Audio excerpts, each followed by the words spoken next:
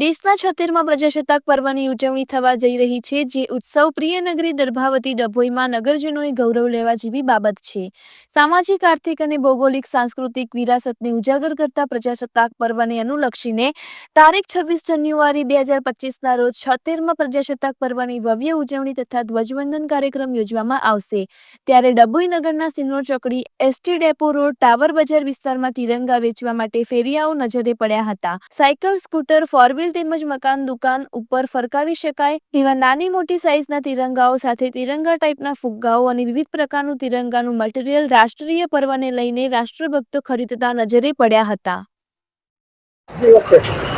ડભોઈ એટલે કે દર્ભાવતી નગરી 26 જાન્યુઆરીના ગણતરીના દિવસો હવે બાકી રહ્યા છે, તો દેશપ્રેમીઓનો એક અનેરો ઉત્સાહ જોવા મળી રહ્યો છે।